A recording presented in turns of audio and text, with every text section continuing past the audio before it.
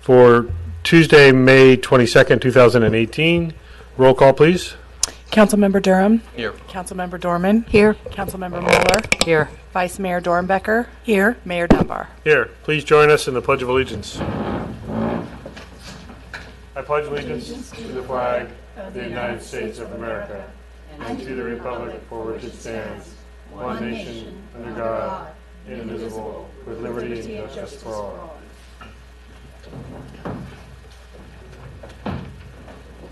Next up, adoption of our agenda for today. Is there a motion to adopt? So moved. Thank you. And a second? Second. All in favor? Aye. Aye, that's unanimous. Thank you. Public comment? Any comment on something not on the agenda? No. Moving ahead to budget workshop, item 6A, Capital Projects Fund.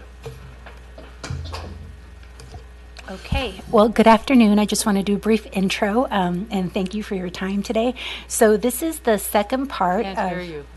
This is the second part. Thank you. This is the second portion of our budgets meetings. In theory, we've had a couple others before for CIP and budget parameters, but this is the budget presentation pertaining only to capital projects. Special revenue funds related to capital equipment repair and replacement funds and water and wastewater funds. At a prior meeting on May 8th, we covered all of the general fund, and we received some feedback from you. So We can't worked hear on you. some Yeah, we received really some need to feedback get, from I would you. move the We have some microphone of those closer to changes. you. Okay, Yeah. here we go. How about that? That's That's better. good. Thank you. So we've made some of those changes as well. And so this presentation, much like last time, is a little bit different than what you're used to. We've tried to do some summary roll-ups of a view of the total changes in the funds as opposed to individual presentations of each fund so that you can see things in aggregate. But we also are still going to provide you some detail. So the first portion of this presentation is a presentation from our Public Works Director and our Management Analyst. So I will hand it off over to them and I will run the presentation for you. All right, thank you very much. Mr. Mayor, members of the council, we're going to talk a little bit about the Capital Projects Fund 50. Our total budget for this project, or for this group of projects, is $810,000. It is a decrease, and it's mainly based on the fact that we will see some increased funding from Measure T and SB1, which we will talk about later in the presentation. It does include project funds coming from the general fund and a reallocation of existing improved CIP fund balance from those projects that will continue from this year. This is a breakout of the individual funds. As you're all familiar with, facilities, projects, and the various other projects on the list. You'll notice that streets and transportation is extremely small in comparison to other years or years past. And again, that is mainly due to the fact that we will receive the majority of our streets funding from Measure T and SB1 and a small amount from gas tax. I think it's important to note this also includes a small contingency for capital projects.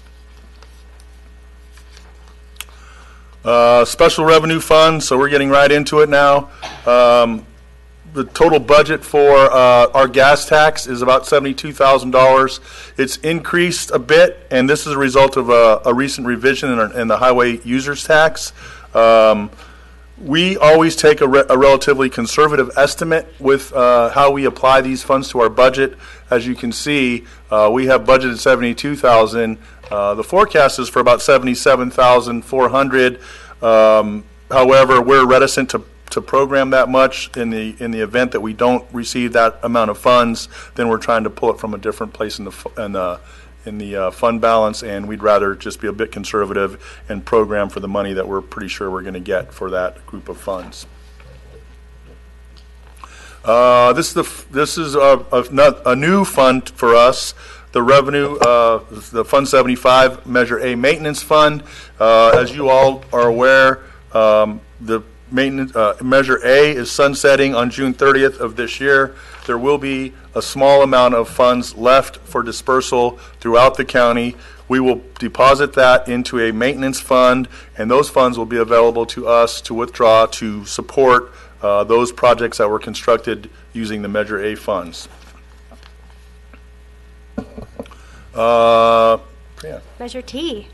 All right, thank you so much. So I'm here to talk about one of the transportation funds that we'll be using. This is a new fund. This is our Measure T fund.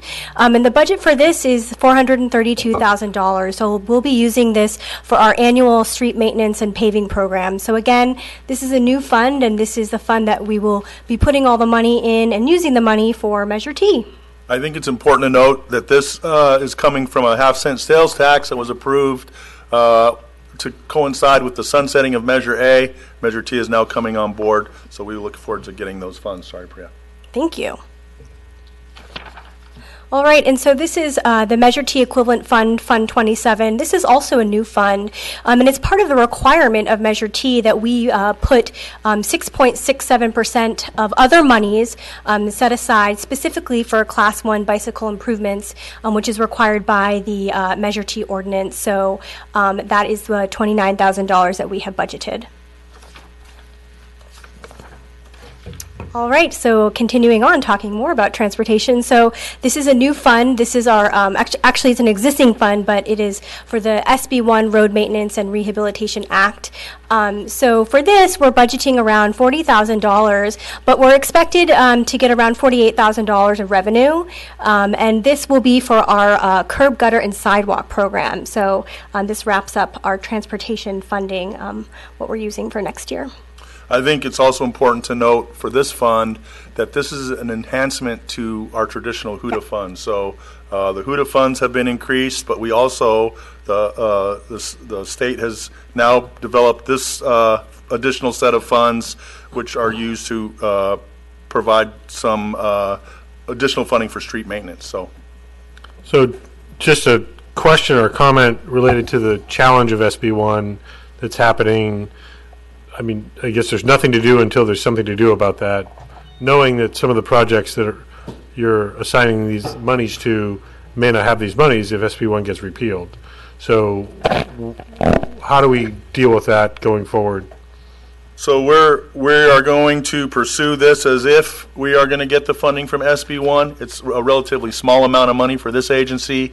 We will pull that money out of our Measure T money to complete the projects that we have listed for SB1, because really what we're using the SB1 money for is to improve the handicap ramps on Yount Street, fix some of the sidewalk, curb, and gutter issues that we have on Yount Street, so that when it comes time to pave, there is no delay in the paving program.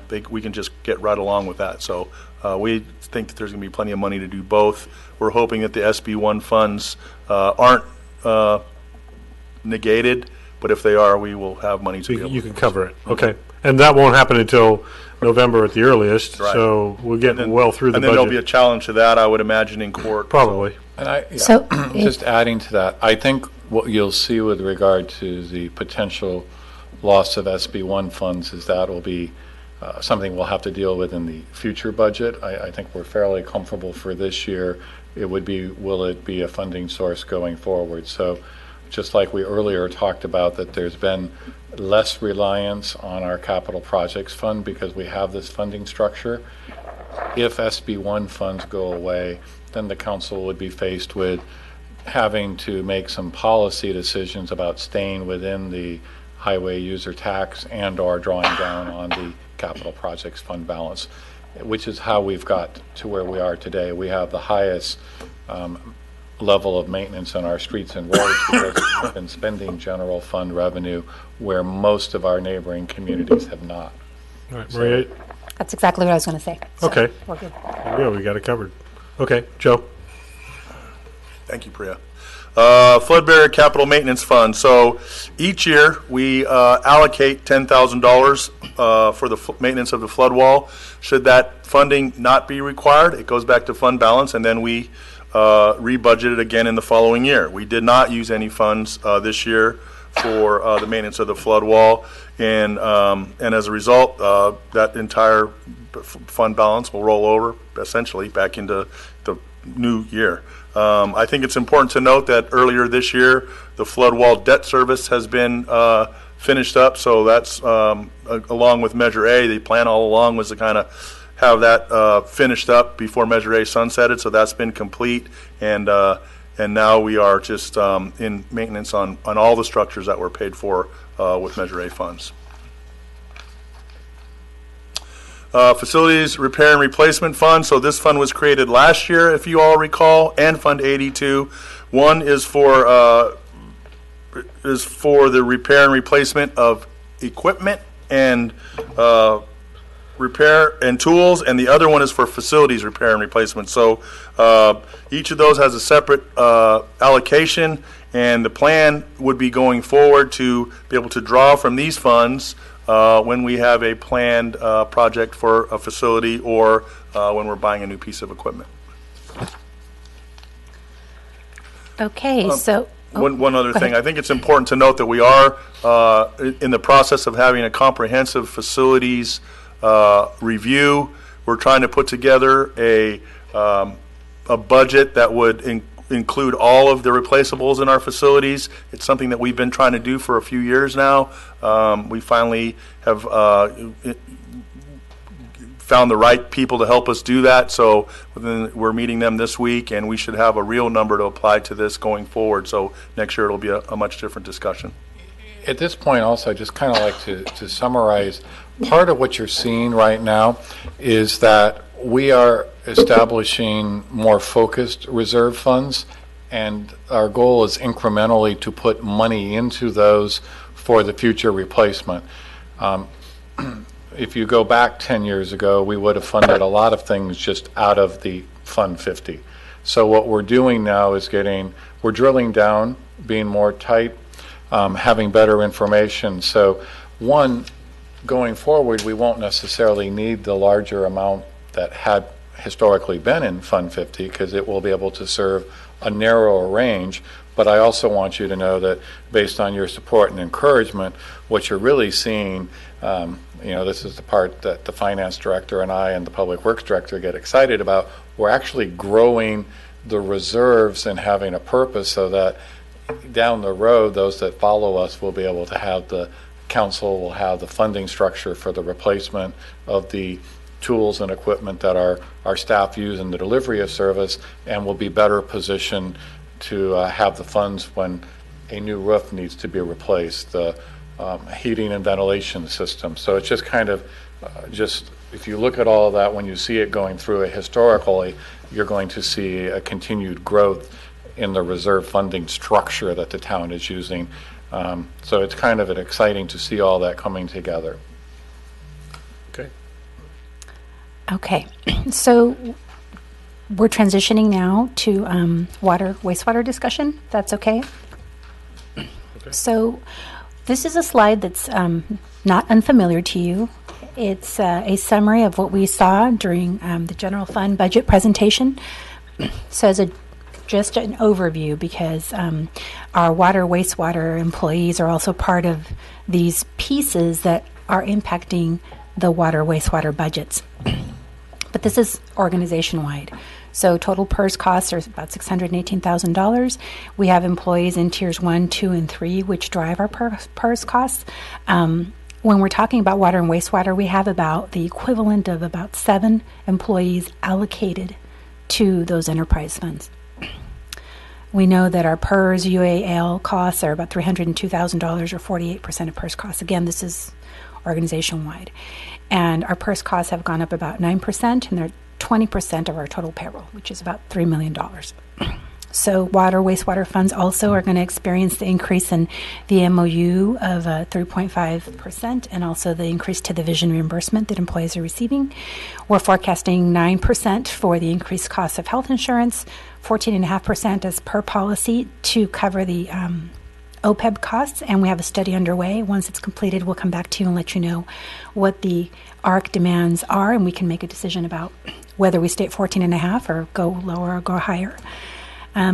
We improved the allocations to all departments, and so you'll see actual costs for these line items such as vision, cell phone, boots, and gym reimbursements, small benefit, fringe benefits that employees receive.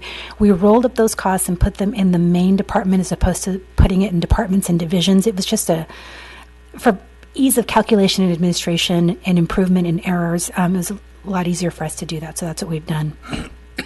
And then we counted all of our IT peripherals and pieces, and we made sure that each department is receiving its assigned cost to maintain and replace those pieces. So going right into water. This is a slide that is new this year, and there'll be some more improved summary documents to the budget that will be added this year. What we've done here is we've put everything related to revenues and expenditures for all funds in one place, but we do not have the reserve fund in here because that's reserved money for something else. So we didn't include it as part of the algorithm of revenues and expenditures. So overall, total revenues are expected to be about $1.4 million. We worked with Bardo Wells and Associates to work on developing these estimates based on the new rate study. Expenditures are about $2 million. And yes, we are going to be spending more than what we're receiving. And I just want to remind you that part of the rate study that we covered back in February included our discussion about the fund balance available in our enterprise funds, and that part of the smoothing of the water rates to our customers included use of fund balance through the 5 years so that we could avoid having erratic spikes in the costs that go out to the customer, the water user. So we are drawing down fund balance by about a little over $500,000. And then this lower section here just summarizes the transfers. And so you can see that they somewhat net out zero because we only have one place where revenues come in, but we have multiple places where expenditures take place, operations, capital, and things of that nature. So the $7,500 that you see there is that subsidy that's coming in from the general fund, so that we can make sure we cover the discounts that we're going to provide to the residents who qualify for water. So really, this next slide is just a picture. I like pictures, so this next slide is really just a picture of what this looks like in terms of revenues and expenditures. And again, as I said, we are drawing down on fund balance to smooth that gap. And so another summary slide for you is really, well, where's really the money going in terms of expenses, right? Where's this $2 million worth of expenses going? So we've got personnel, supplies and services, capital outlay, the purchase of water, and depreciation, which is technically a bookkeeping entry that we do for the assets that come online. So overall, the percent increase year over year is 38%, and it's largely due to capital outlay. And as a reminder, again, when we talked about our rate study, we talked about the needs for water and wastewater, and we talked about how there were going to be some high costs coming up. And so this is really, truly a restatement of what we'll be doing in our capital projects for water. So I'll pass this on to Joe so he can kind of cover the details. Sure. So this is our operations fund. This is the group that are out in the street working on the distribution system. As you'll notice, the budget is relatively flat, up 2% from last year. That's including the increase in personnel costs. The operations budget is down. Really, the completion of the rate study contributed to that more than any other single item. And there was a small reduction in full-time equivalents. We reviewed staffing allocations and kind of adjusted that balance a little bit. And $7,500 is being transferred to subsidize the low-income subsidy program as approved by the council. So water purchases and conservation. Every year we try to take a look at and try to guess, and looking at use. We're improving our communications with the Veterans Home staff, and we're proposing budgeting $729,000, 14% increase for a water purchase. Really, we know that they're going to have some changes at Rector, and we know that there's going to be some increases as well there, with very little information besides that, which leads me to the next slide. So The bars really show the cost year over year per acre foot for water. The solid line, which is really erratic, shows the costs year over year, which we've experienced. The final percentage of 11% is really the average of what's happened over time since 2010 on the increases and decreases. If we were to smooth this out, the average has been about 11%. And I'm kind of, this dotted line that you see here is kind of an exercise for me that I'm watching. It's a 2-year trend on growth. It's something that I'm trying to pay attention to see if there's a way for us to think about how to budget for water purchase with maybe another reserve, where we don't feel these, spikes and dips like we're seeing in this fund. But I'm not ready to make a recommendation, but I'm watching it, and I like to put that line in there to sort of think about what that could be. Two things, if I could, I want to expand on what the finance director is saying here. One, our water utility purchase cost are our number one expense in the water operations. So we are a purchaser, a wholesale purchaser of water. When you look at your budget, that is the largest single expense. This year, capital costs, primarily due to one significant project, which we've been talking about, goes up. Our personnel costs this year are actually the third largest component. And again, that's the staff that maintains it. I just want to echo, right now, we have both a level of intrigue, excitement, and concern over what we don't know is happening with the Veterans Home with regard to management of Rector. And I say it that way because we believe that there are some operational issues that we think what we're hearing is going to be good and that will improve some reliability in some issues, and that's a real positive because we want to maintain access and utilizing. We've also heard that they're talking about adding anywhere from 5 to 11 positions. That causes me a lot of concern because what we haven't heard is where is the cost structure and how is that potentially passed down or not to customers. So we haven't heard anything on that side. So when we look at this, I don't, right now, the financing director and I cannot give you a real solid projection for what the expenditures might look like in the next couple of years. So while we have a forecast and we've anticipated an increase in our 5-year rate study, to me, I think this remains the most vulnerable area of our forecasting and planning just because of the uncertainty and lack of information from the Veterans Home on what it will cost for us to buy our water. And that's why I want to make it real clear. They set the price, we buy it, and then we distribute it through the local distribution system. So this is an area that we will continue to monitor, and it probably will be something that I anticipate over the next several years we will see some relatively significant increase and then hopefully a leveling off. We certainly can expect that increase as capital projects and deferred maintenance and whatever else they determine. They're going to certainly pass some of that on to us. Right, and we just don't know that portion yet. Yeah.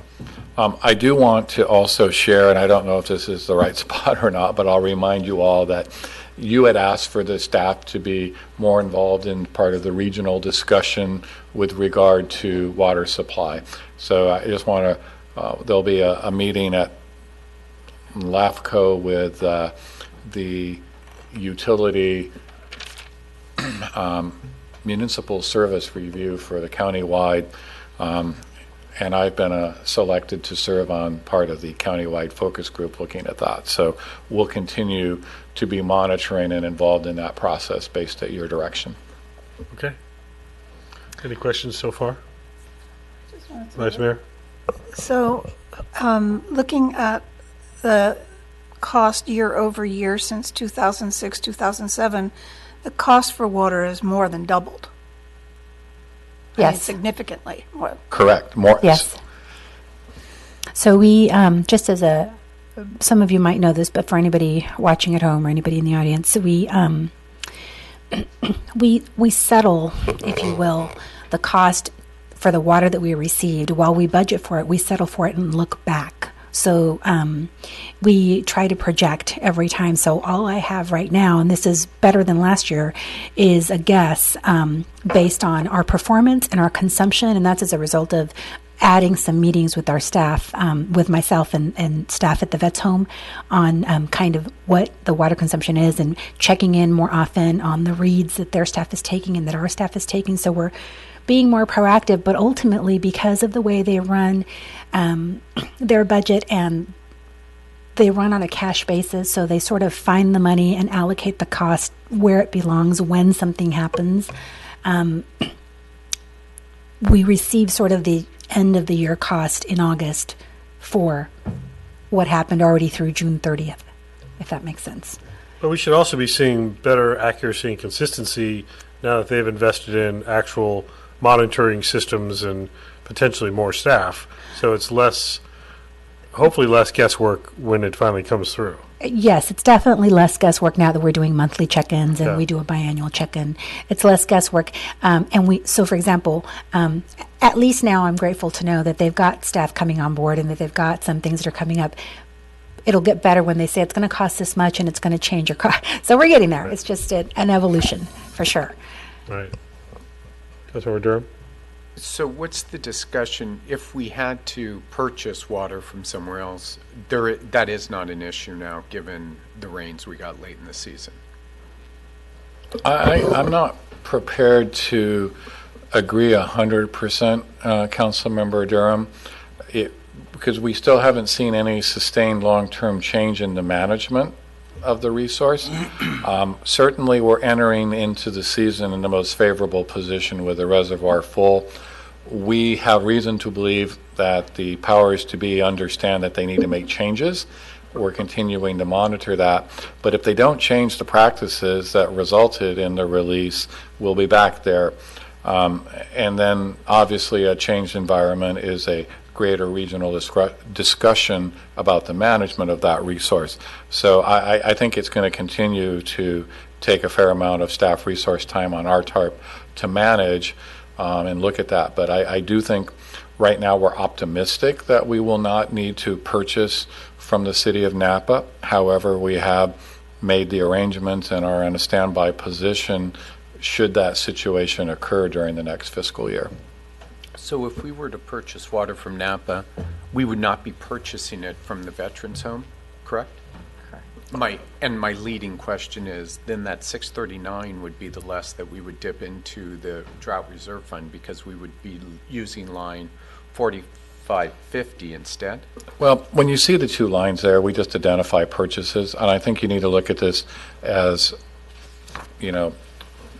we try to buy the cheapest water possible to sell, and the cheapest water for us is the Veterans Home water currently. The price continues to escalate.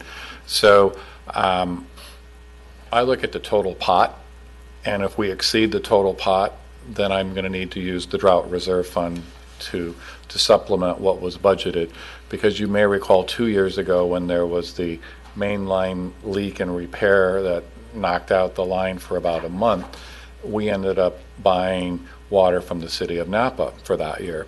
That was more expensive, but conversely, when we're only typically buying water supply from one or the other, so that reduced the cost that we bought from the Veterans Home. One of the challenges with the Veterans Home is if they take all of their cost and distribute it out over, even if there's a less amount that they sell, then we could end up paying a really high amount for a smaller amount because they have fixed costs that they're distributing over whatever they sell. So it's not an easy solution right now to say, yes, it's definitely going to be within the 7.5% estimate that we projected into the 5-year. Also, I want to point out that the finance director shared with you that we allow ourselves some capacity because there may be an increase above that 1 year offset in a future year that's lower. And we're looking at that, and we have the fund balance capacity to spend a little more in 1 year, draw down, as long as on average we're bringing the revenue in. And that's also why state law allows for circumstances like this. If the cost of water just goes way out of whack, we have the ability with council approval to adopt a surcharge based on the water supplier costs. We hope that not to be the case. And I would point out for the last 7 years, we had volatility in that rate, and we were able to keep the water utility operations within the rate structure at that point in time. But it did it has put pressure on the water fund, which is part of the reason we're in the situation we are now. Thank you. Vice Mayor?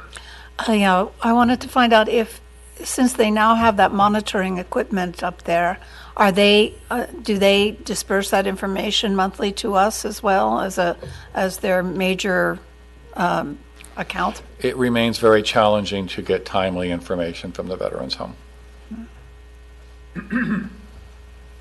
No. Okay, yeah, Councilor Dorman. Thank you. So keeping in mind that, as you said, this is a very difficult area to forecast, I'm trying to just get a bead on the figures here. It says, one slide says our budget has increased 14% due to water purchase. The bar graph looks like it's an average of 11%. And when I do the math on the line items for cost of water, it looks like we are going more than 15% in our increase. So I'm trying to figure out if I'm misreading the numbers, and if we are increasing more. I'm not saying that that's bad. I just want to understand it, and I can see that we do have to plan a little bit of wiggle room. So I'm just trying to get clear on the numbers. So the slide here is a slide that I keep completely separate, where I keep all of the costs after they occur and they're trued up from the vet's home. So we record those, and it's really the 11%, it's really the average of what's happened over a longer period of time since 2010, 2011. And that's how we arrive at the 11%. I do that just to sort of understand what's happened over time, because I'm trying to think about how to smooth these costs, and we've not quite arrived there. So I sort of keep that there as a way to sort of think about things. When we look at things year over year, and we see the expenses, and we just isolate and make a statement about what is happening in water conservation, that's probably where you're seeing the 14%. I think it was on a previous slide. It said total budget is $729,909, an increase of 14% due to water purchase. Right, and so that's year over year. So that's the comparison of probably budget to proposed. And so the 11%, this is where your difference is. The 11% is really what's actually happened in water purchase costs over time. Whereas this 729 is the total cost of the budget, which also includes some personnel costs. Right, but I'm getting 89,000 is more than 15% of 553, which is our estimated for 2017-18, right? 55 and 28, isn't that 83? Sorry, I'm not following. Where are you?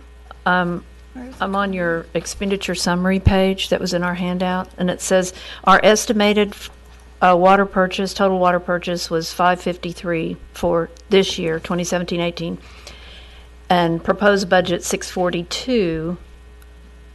So I'm just, and I know it's only 1% or 2%, but after what we heard from our residents on the rate increases, I just want to get the numbers really straight and be able to explain them. So so this slide up here, 614507, when it mentions 72909, it's looking at the total bottom line of total expenses, particularly just for this department. So 72909 is the total budget, which includes the cost of buying water plus operating expenses charged to water purchases and conservation. So in the page provided, that's what's included. There's like, quick math, $87,000 worth of personnel and supplies and services on top of the cost of $642 for water, which takes you to $729. So $729, when it says the budget is up 14%, it's just looking at the total cost. Whereas in the next slide, I'm looking at the average over time, which is a longer period of time for just the cost of water. Okay, thank you. And then I had a couple of other questions. One of them is on the water utility purchases and conservation, Water Fund 61, Department 4507. The paragraph says the allocation of $200,000 from the Water Drought Reserve Fund will occur in fiscal year 2019-20. Yes. Is there an actuarial reason for that? The only reason is that's what was recommended for cash flow purposes by our, through our rate study. And For what kind of purposes? just for recommended purposes from our rate study consultant. So I think more than anything, they just put it in there as to help the cash flow. I've considered spreading it out over the 5 years, but didn't, for purposes of transparency, didn't want to alter what we'd already adopted, and that's what we adopted, so I have left it that way. Yeah, I would say it's timing, and when they didn't suggest that you draw down the drought reserve prior to when you would fully need it, because the drought reserve does earn interest.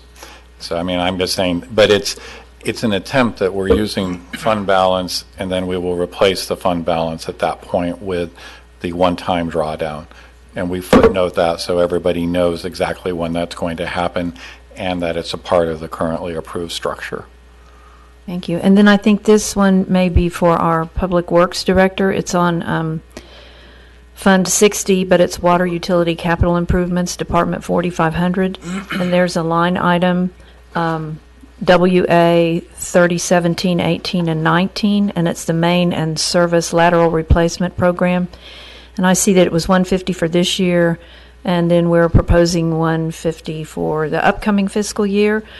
Have we spent that? Do we expect to spend that every year, or is that more of a placeholder? That's actually a reserve in the eventuality. We're trying to build a fund balance similar to what we're doing with Funds 81 and 82, and have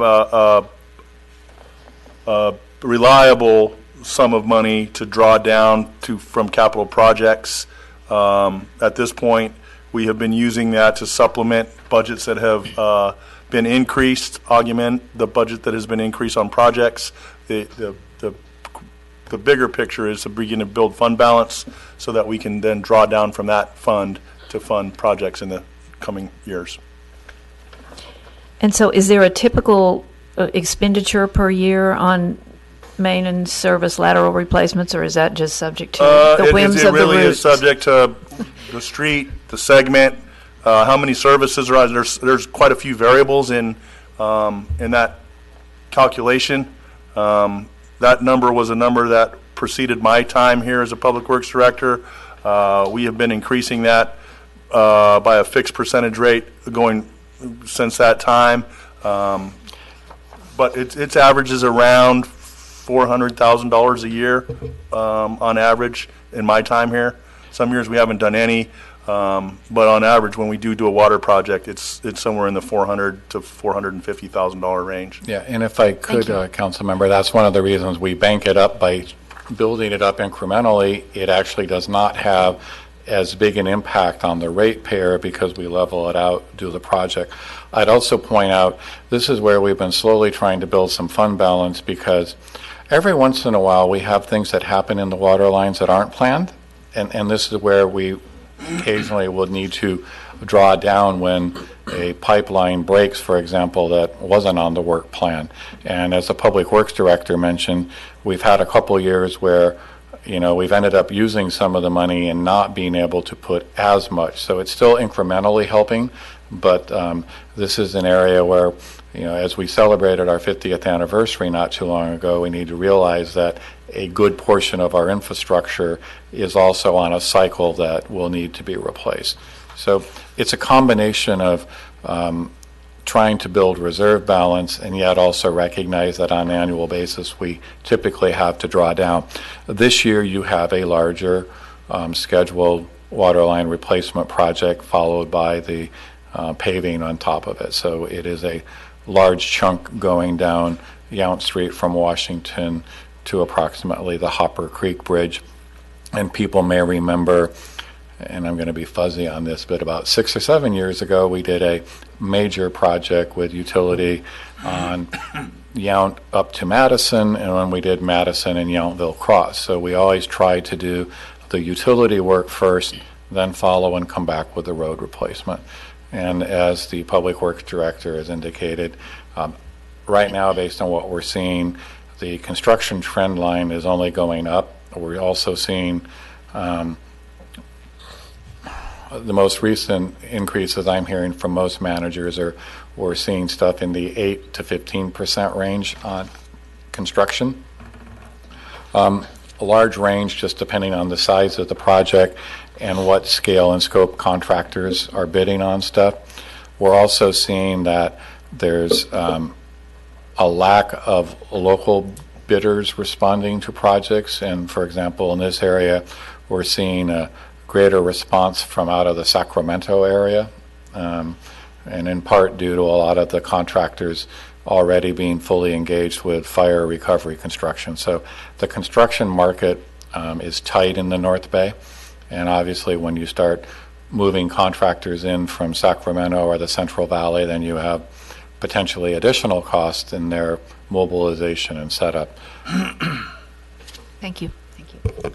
So that actually took us right into 4,500, Councilmember Dorman, which is capital improvements And for we've water. covered the majority of that. I would like to add, in addition to what the town manager was discussing with Yount Street and Main, those occasional surprises on repairs have for some reason been occurring mostly in Washington Park. So this year there is also some money set aside to do a study on that part of the distribution system to see if we can figure out what's going on there and then come forward with some projects to help resolve some of the issues that we've had with the premature failure in that part of the system. It should be somewhere into the mid age of its lifespan, and it's been failing much too early. So we're trying to figure out what's going on, and we'll come back to you when we get some results and have a discussion about that.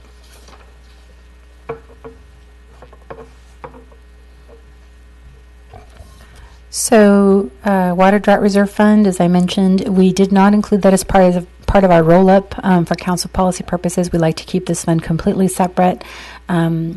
We've got about a little over $2 million in there, and we're expecting $5,000 more in interest earnings. And we know that there is no activity planned for this year unless there's any major event, which would come to you for approval. And we know that next year we're going to be allocating the $200,000 as per the recommendation of our rate study. Just anecdotal, there's language moving through the legislature to tighten up some water standards and change some guidelines, trying to put in place some of what were drought measurements to make them standard. I share that only because the cost of water is continuing to increase. State is looking at regulatory changes. They're also looking at us generally being their enforcement mechanism, and they're also there's some of the legislation that's moving around also is shifting so that the water supplier would potentially be subject to fine by the state if the water operator does not meet reduction targets. So I just share that with you because when we look at some of the things, that's also part of the moving landscape out there. Also want to make sure everybody understands that under our agreement with the city of Napa, drought does not constitute emergency. So we have an agreement with them for emergency water supply. We also have an agreement with them to be our broker and wheel water in a drought. I just want to clarify, for example, the line break that the Veterans Home experienced a couple of years ago, in emergency, they moved quickly to support us. It's a subtlety, but I just kind of want to make sure that everybody understands that under our agreements, just because all of a sudden there's no water whatsoever in Rector, that doesn't necessarily mean that the city of Napa has a responsibility to make us whole on water supply. They don't. They have a responsibility to help us potentially locate, broker, and find water and move it through. But if Prop 68 passes, there's a $200,000 minimum payout to every city in town, from what I remember, out of the $1.2 billion in water-specific funds. So that could be an immediate cost recovery, assuming the money's the same color. And I think, those are some things, we'd bring back some ideas for you. I mean, one, it could go into expanding water conservation programs to try to get our consumption as a community down lower, or we could look at offsetting capital project costs. So, I mean, we need to see the full details. Well, that's what I'm talking about, the color of the monies, depending on what projects would qualify for those funds. And we don't know that Right. yet. The guidelines are not out, but I could see it being one of those two areas. We really don't have the ability to increase water storage. But I think, we'll certainly be attentive and try to figure out. And that's also why we didn't, we continue, even though we're not in a declared drought, our cash for grass and our other rebate mechanisms to work with our residents to lower their outdoor water usage still maintains where we have, I think, the biggest opportunity to reduce overall usage. When you were also, one of the things, and I don't want to go backwards, but finance director shared with you a chart of how expensive water was getting. There's a little known asterisk in that. We've actually been reducing our consumption. So the trade-off on that is, had we as a community used the 150 to 200,000 acre feet more that we had, say back in the 2010 time period, that water bill would have been substantially higher. So we've seen, that number is per acre feet, but we've reduced down to, I don't have it in front of me, but we were in the mid 450 range. So I just want to footnote that we'd have been paying a whole lot differently if we were consuming in the 550 to 600 acre feet range, which as a community we were doing back in 2010. So the community really does get some credit for reducing its water consumption and therefore saving itself some of that potential cost. Okay. So this now transitions us over to wastewater. So I just want to make sure we're finished talking about water. If there are any questions about water, probably be prudent before we go on to wastewater. Nope. Okay. All right. So this next slide is similar to the one what we did for one fund, we did for the other. So new way of rolling up the information for you in your budget document. We're very excited about this. It's going to have new tables that show this up as well. So we put together one place to find all the revenue, all the expenditures, and all the transfers. Similar philosophy here, right? We've got one place where revenue comes in. Maybe one or two, like system replacement fees and impact fees, but very small. So we tried to put together one place to record all of the revenues, all the expenditures, and let you know, in theory, total revenue is expected to be a little over $2 million, with expenditures at about $2.3, drawing down on fund balance by $286,000. Same message. We knew when we adopted the rate study that we were going to be drawing down on fund balance to smooth the rates for our ratepayers. Our transfer is also present there at the lower fourth or third of the chart, where it's $7,500 coming in as a subsidy for what we anticipate could be approximately 50 households benefiting from a discount of $25 for water and wastewater. And then we've got some transfers between funds. One thing that's important to note here in capital recovery, in theory, we've had a practice of transferring about $50,000 annually on par with the Veterans Home. The Veterans Home usually gives us $50,000 as well for capital recovery.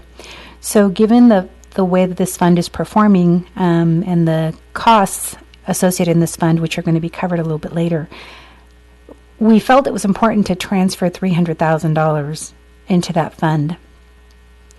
I've been talking with the town manager about this, and we need to keep working on it, and that is that we have to be able to go back to the Veterans Home and indicate in which year, if there's an applicable one, that a project potentially was more costly than their 50% $50,000 that they gave us so that we can recover that.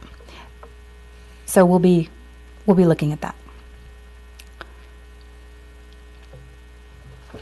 So this graph shows us what we just talked about in the last slide, $2.3 million in expenditures and $1.9 million in revenues. Drawing down on fund balance, it's pre-existing. And this slide shows that we have a relatively flat budget, growing by 2%. The largest amount of growth is in personnel costs. We've got some decreases, which help to get us to the 2% in capital outlay. This fund does have debt, so we have some debt payments that we'll be making for the life of the debt that we have on there, and there's a decrease there just ever so slightly, largely probably due to the principal and interest that is slowly going down. And so this slide, only for purposes of summary, it's present in that very first slide where I cover the entire roll-up, but because we have debt, we've got an energy efficiency loan that we use, that we pay of $12,525, our state water resources loan of $164,661, and then $28,000 to pay for the portion of the Madison and Yount project to debt service that goes out. So wastewater does have debt. And then, of course, the $300,000 from Fund 62, where our revenue source is, into the Capital Projects Fund for wastewater. And so with that, I'll hand it off to Joe, and he can cover more detail. So as been discussed earlier, a couple slides back, a slight increase in the total budget of about 3.5%, and really that's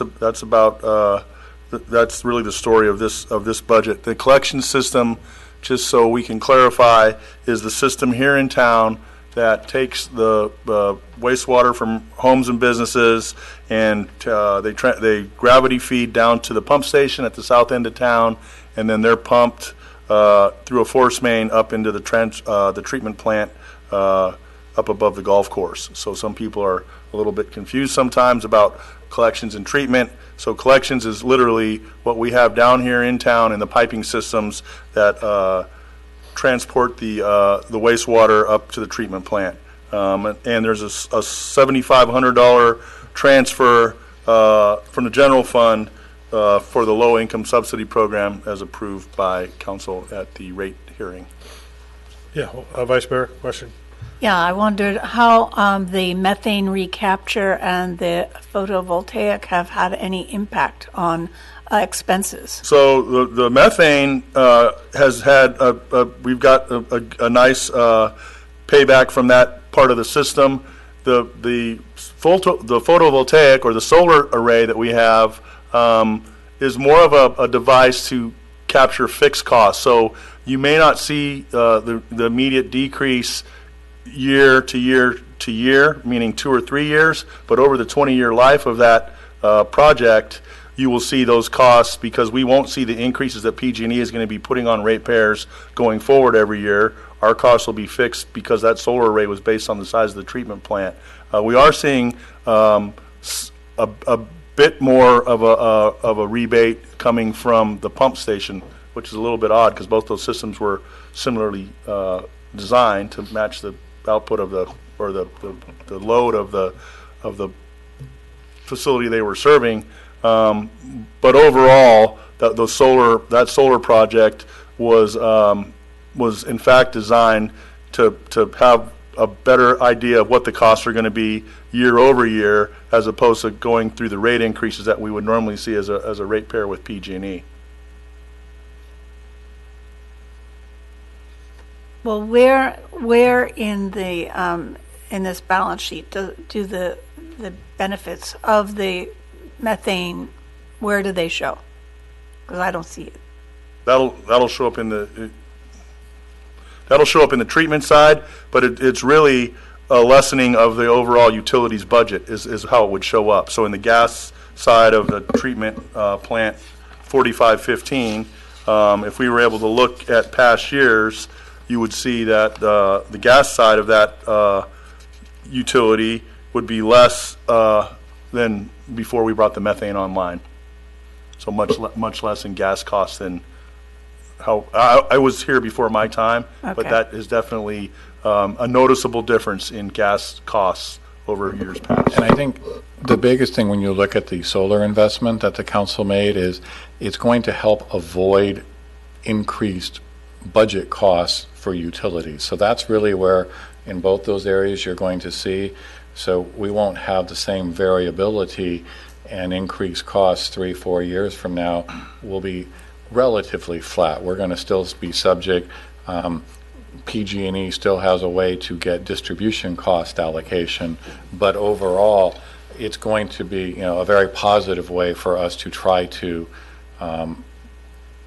minimize future utility operating cost. Okay, thank you. It's a good segue into the treatment side of our business.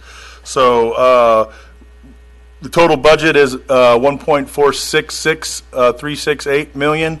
It's an increase of 8%, mainly driven by our personnel costs. We do have the budget payments for the interest for that methane capture and some of the other parts of that ESCO project that were included, but the methane gas was the main component of that project. And an additional 7,500 is also being transferred from the treatment side for the low-income subsidy program. I think it's also fair to say that the Veterans Home shares in 50% of the cost for operating the treatment plant. So we continue to kind of try to manage that true up, and as they improve their side of the system, those costs will go down. The same is true for us. We're continuing to improve the collection system by those annual projects that have been included in budgets long before I got here, and it really is a requirement as a part of our permit to kind of keep managing and maintaining our system to keep the influent, the waste water inside the system. That's not only a good practice environmentally, it also keeps that fresh water that would intrude into the collection system. If you're treating fresh water, you're basically paying to treat something that shouldn't even be in the system. So as we continue to reduce our own inflow and infiltration, and if the Vets Home acts similarly and gets in an aggressive mode to help upgrade and maintain their system, we will see a decrease in those operating costs because we won't be treating fresh water.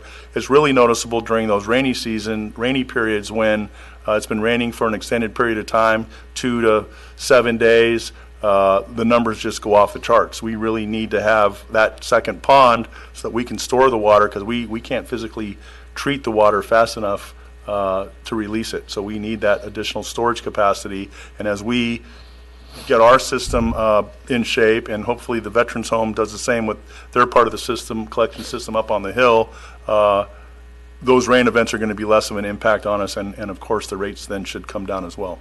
I have a question. Sure. Councilmember Mueller.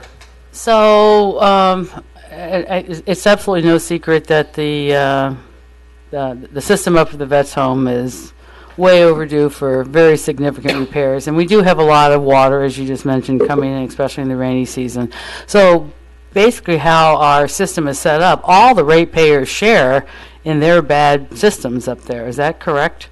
There's no way that we can, really...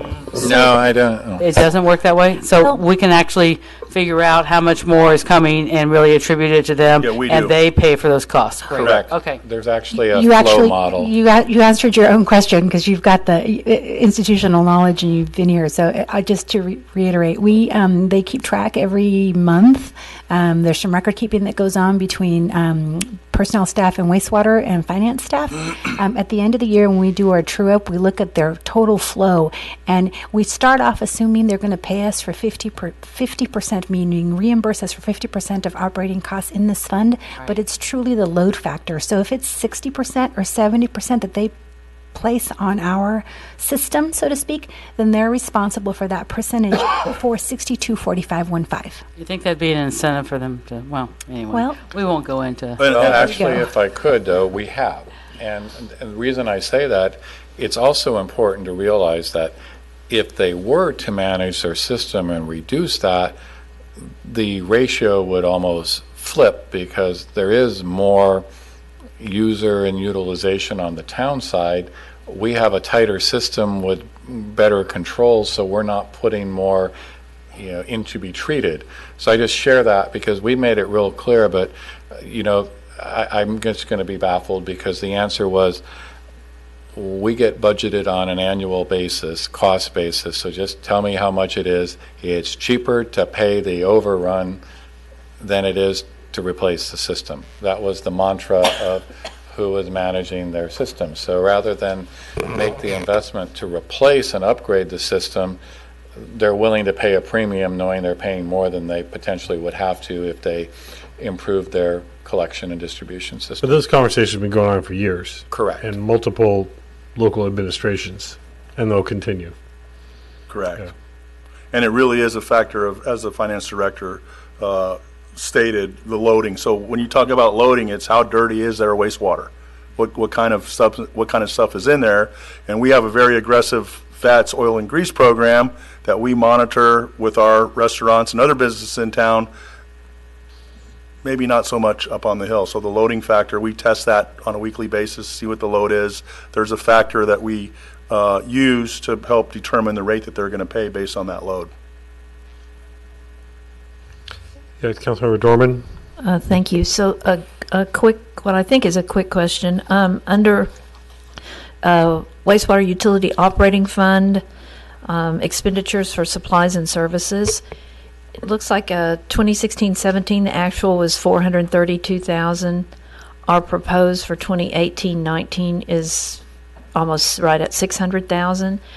And it was pretty high. It was in the 580, 581 range for this year. We're just finishing up. What happened? Is that just more regulatory, or, I mean, I'm just curious. That's a pretty big delta.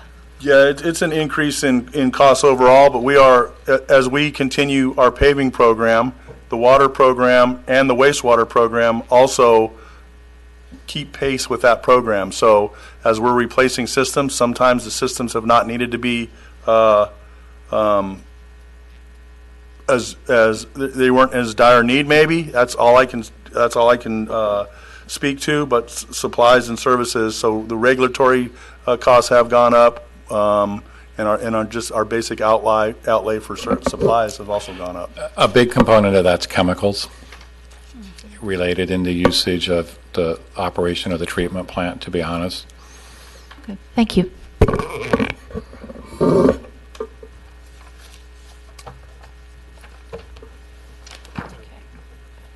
So where are we with wastewater utility? We're on Capital recovery. wastewater treatment capital recovery, so 634518. So, Joe? So this budget is decreased due to some planned programs that have been completed. Most notably, our rate study. Also, just the projects in general have kind of decreased. This is we're trying to recognize that the fund balance is a little bit negative, and as noted in your staff report, we're going to need all 5 years of the 12% increase to fully recover to a positive fund balance. We do have a low interest loan for the system improvements. That's really the recycled water program that we completed about 2 years ago, and then some money for debt service as well. And that will be continuing until the debt service is paid off.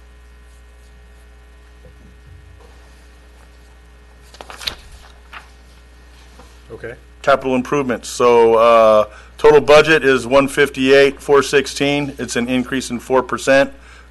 Again, we're trying to recognize that costs are going up. This is a relatively flat budget. I would say in general with wastewater that our permit requires us to do a certain level of continued planned maintenance. I think the language in the 5-year permit was, we're going to accept your budgeted amount and we're going to review the system performance over the 5 years, and should system performance change, then we will recommend a different level of expenditure. But they measure it really by how many sanitary overflows you may have in the course of a year. We're approaching 0. So we're, to kind of put it in comparison, the last agency I was at, we were trying to get it below 50 for the year.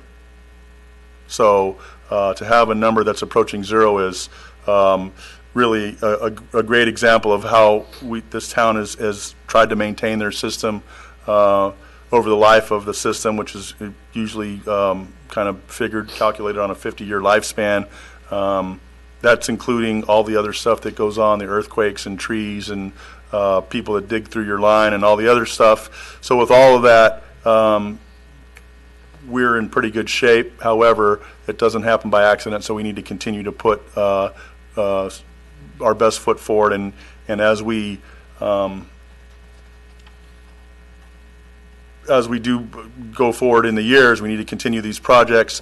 I think the one real change that you've noticed over years past is you don't see a lot of dig, lay, and backfill with sewer systems anymore. Now it's performed in place. So you'll see them sitting up over a manhole, and they'll pull some kind of a liner in. Usually it's made of PVC or some other kind of a similar product, and then that product is inflated and left to cure, and it has a 50-year life expectancy, at least 50 years. So the days of those kinds of dig, lay, and backfill projects, which were much more expensive to perform and had a lot more risk, are now an in-place situation, which helps us manage costs a little more effectively. We're getting a product that's as good or better, and we're getting a 50-year life expectancy out of those products at a minimum. So I know we've, go ahead, Maria, you go before I go. Go ahead. I was just going to say that we're really concluding the enterprise fund conversation at this time based on the slide that's coming up next. So I just wanted to be sure we're ready to transition. That's where I was headed. So we've gone through a lot of these things very quickly. I didn't see any hands raised, but I also didn't say you have to raise your hand from the public. But let me go back just to council. Are there any questions that were missed because we were going through quickly? Councilor Dorman? Thank you. I have some on the 6A, B, and C generally, just some kind of questions that came up. So on 6A, which is Capital Projects Fund, we have $75,000 for community Wi-Fi hotspot, and I'm wondering what actually service or product will we get for that, just to get it clear? No. I mean, we've been very honest with you that we're continuing to research and identify options. So right now that is a budget placeholder. We've also had a discussion with the Napa Valley Tourism Improvement District. What I will share is that we are in discussions with two very different types of providers. And I guess the best thing that I can say, council member, is that we're trying to come up with a system that would be easy to operate going forward and understand those, and it would probably most likely focus on a level of public Wi-Fi along Washington and Yount Street in proximity, so that residents walking from park to park or in the parks and along the way would be able to use that instead of cell phone signal. There's different technologies and deployments. Some of them have ancillary benefits like improved cell towers, small cell towers. Some are standalone. Some include various different monitoring devices. Some have a device that can be used for an emergency alert. So, I mean, they're all over the place, and right now we're continuing to study. We're trying to find somebody that potentially could perhaps work us as a scalable demonstration project. So maybe we would focus on some of the hard costs in a partnership with them. So that's why I say our goal would be, at a minimum, the easy to understand, use Wi-Fi access along those primary corridors with the capacity to expand. Some of those other things I mentioned, I think, are all positive value, including we've also looked at components for monitoring key entry points into the community so that law enforcement has a tool for responding to circumstances if they need to. So there's a wide range of things that we're looking at, but that's sort of what the minimum focus is. But I think maybe a different answer is it's a placeholder that if in any of these options Steve was just describing, there's one that becomes really viable, we want to be able to have funds to execute on that kind of a project. But if the viability isn't there, the money stays put. And I would also say, and it's something on the capital project, whenever a project doesn't happen, that money goes back to the designated fund. So in this case, if it doesn't happen this year, a great example is, even though we extended it for a period of 2 years, the Yountville Cemetery never came forward to move forward with the fence replacement. So that fund balance, that $30-some thousand, went back and is sitting there in the capital projects fund. And should you choose to reappropriate it at some point, you could. But to the mayor's point, we heard loud and clear from the council during the prior capital improvement project discussion that rather than seeing this as an outlier project, you'd like some money put in the budget so that we could move forward if, and that's the key thing, remember, just because it's here gives me the funding authority, but ultimately the expenditure, and in some case here, the program, because this project is probably going to have a program element as well as a capital acquisition and most likely an ongoing operating cost. So all of that's got to be fully understood and presented to the council for approval. This is a good example, though, because just because we put this money in a budget, we don't assume that we're going to pay 75 for a service. The TID is a good example of how we continue to look at options for partnership of funding. If our lodging partners find it a high enough priority to use those TID funds for some or all of this expense, we would get the community benefit, maybe at somebody else's expense. Thank you. And then on the gas tax, so I'm just trying to look at all of our transportation related kind of tax funding, and it looks like we get, and I think Mr. T, this is for you. Looks like we're budgeting $72,000 for gas tax, I'll call it. $432,000 we hope to get from Measure T, and then our maintenance of effort for Measure T is $223,604. So does that mean that we are expecting to spend somewhere in the neighborhood of $725,000, or at least have that money available, or No. So how is that all working together? That's a great question. So the two, gas tax and Measure T, are definitely going to be expenditures coming from outside of the general fund allocation. The MOE is actually calculated using our streets fund budget, so 4305, the general fund budget that you all looked at earlier this month. Time kind of. So the beauty of that calculation is it came out of the streets and roads fund calculation that we submit to the state each year. It was a 3-year running average. Our number came up to be 223 and change, I think. Is that what we are for SB1? Or Measure T. I think Measure T is 223. Both of them are coming from similar funds. So it's an expenditure that we have every year, regardless of our paving programs. It's a personnel cost that we have. So the beauty of both SB1 and Measure T is that's money we would be spending for staff in public works regardless of what we're doing over the course of the year. That's how we do our sign programs, some of the normal street routine maintenance activities. So it's called force account, not to get too deep into the jargon, but that's a force account calculation, and because of that, it comes out of general fund monies that are already budgeted, would have been budgeted in an ordinary year, and now we get to apply that to our Measure T and SB1 calculation. So we're not any different than any other year. It's just kind of a trick of how they asked us to come up with the calculation. So just to add to that, in Fund 50 for CIP, there's a transfer out into Fund 27, the MTE, Measure T equivalent, so that we can show, if we're ever audited, that we're meeting that requirement based on the calculations that Joe just talked about. So the 29,000, if I'm not mistaken, are in the MTE in the event that they're needed, but it's also a requirement that you do it. So it's Yeah, that's a little different. The Measure T equivalent fund is a little different wrinkle. So that's a provision of the Measure T ordinance. It requires us to spend 6.67% countywide on Class 1 bicycles outside of the Measure T money. So it's a little bit confusing, but basically the county as a group has to spend 6.67% per year over the 5-year average on Class 1 construction. Right. And that's outside of the Measure T money that we'll be getting. That's actual general fund money.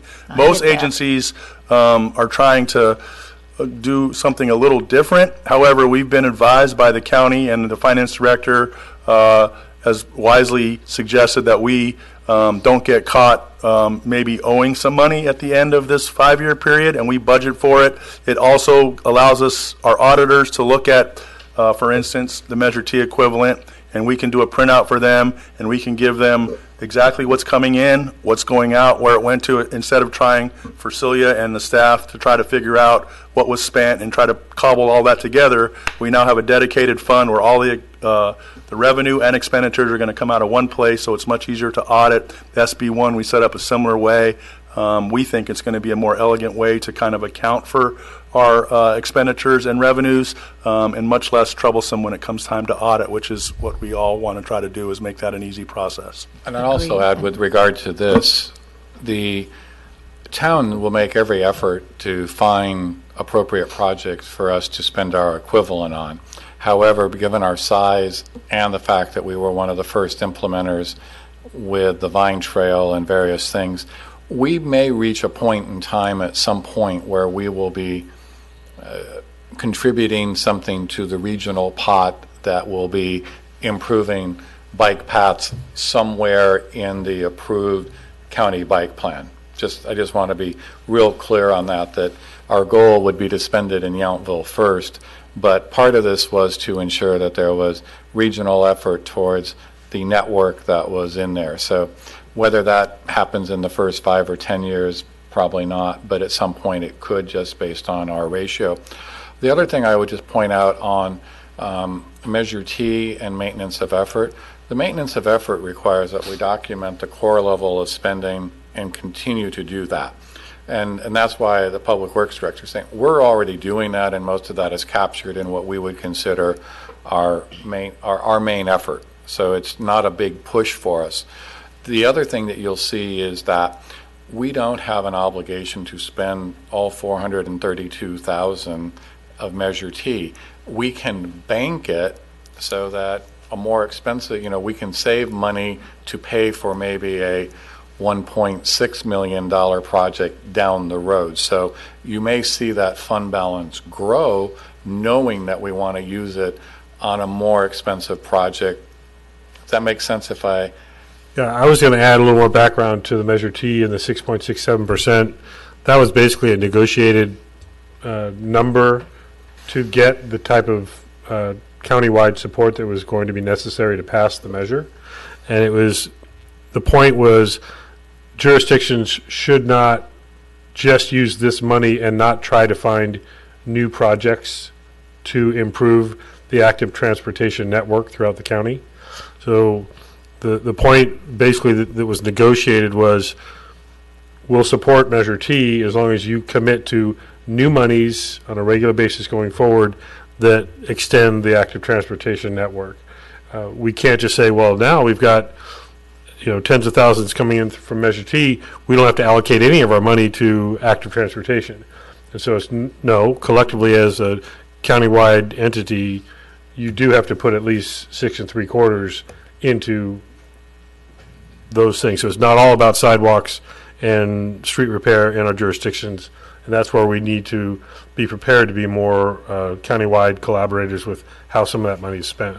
Well, I think it's also why we're planning on trying to use that money here in town when we can. So for instance, where we have paths that aren't quite a multi-use path by the definition, we may be expanding the width of those so that we can use Measure T equivalent money and make that difference here in town instead of making it somewhere else in the county. Great, thank you. You can And- bet that between Calistoga and St. Helena, for example, where they're still trying to define the Vine Trail path, they're going to want to try to get as much revenue from as many places as possible. So I think to Joe's point, we want to be partners, but we also want to do what we can locally. Absolutely. Absolutely. So then, speaking of SB 1, assuming that it is not repealed, do we have an idea of how much we expect to get every year? I see the 48.7 now, but is that? I would say that's probably a good starting place. They're usually very conservative in their estimate. I think Maria and Celia could probably speak a little bit more to the numbers and how they derive that calculation. We were very conservative in our estimate of how we're going to use it, but I think that's a pretty fair number for us. It's based on vehicle license fees in town, so that number's not going to go up much because we're not expanding. And if you look at the county's number or City of Napa, it's a much larger number. Okay, thank you very much. Thank you. Any other questions about any of the sections we've covered? Any member of the public that's here want a question or comment? No? Okay. Next. Okay, so we've concluded our conversation about capital projects and special revenue funds and water and wastewater. I just want to bring us back to what we discussed on May 8th as a very light overview so that we can say we've comprehensively covered the entire components of the budget. This was one of the slides that you saw on May 8th related to our general fund, showing our beginning fund balance of $8 million, total expected revenues in 18-19 for the general fund of 10.6, with planned expenditures of almost 9.1 million, leaving revenues less expenditures at 1.5. We've got some transfers that we provide for debt and subsidies and things of that nature, OPEB and PERS, unfunded actuarially accrued liabilities. So with that, the net bottom line would be 130,000 remaining at the end of next year, if everything happens as planned. And this is an image that is in our budget document annually. Felt it was important to bring it to you today because it summarizes the total budget for all funds.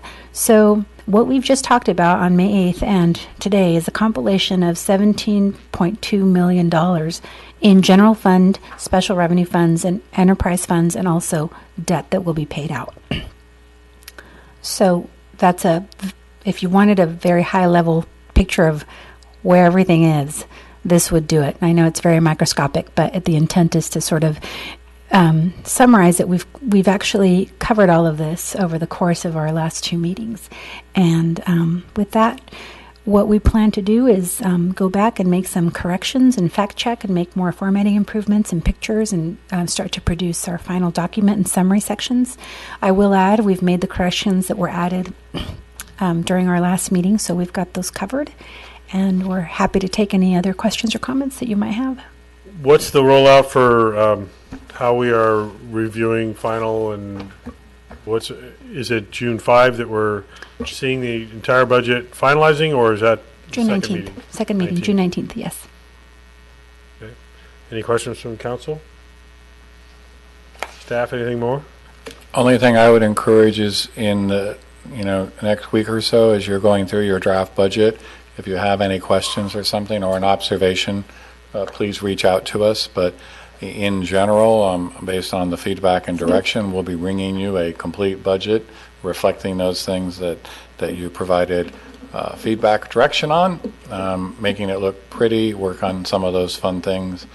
But we do want to make sure that everybody's comfortable and understands what's in the budget. Well, and when we get to June 19, I will probably say, like I do every year, if we approve the budget quickly and without much comment or discussion, it's because we spent hours doing it prior to, and with all the work that you and the whole team has done to break it all down so that the five of us can understand it clearly, and Yes. with the additional questions that have come forward, yes, I mean, that's where all the effort goes in, so hopefully. There really should be no surprises in the document that you're getting. Right, on the 19th. Very good. And thank you for the balancing. Oh, sure. Yeah, thank you for all your time and patience and interest. We appreciate it. And anytime we can get Celia in here to sit through one of these, it's special. Okay, I think that's our business for today, so I'll entertain a motion to adjourn to our next regular meeting, which is Tuesday, June 5th at 6 PM. So moved. Vice Mayor is second. All in favor? Aye. Aye. Thank you. Good afternoon.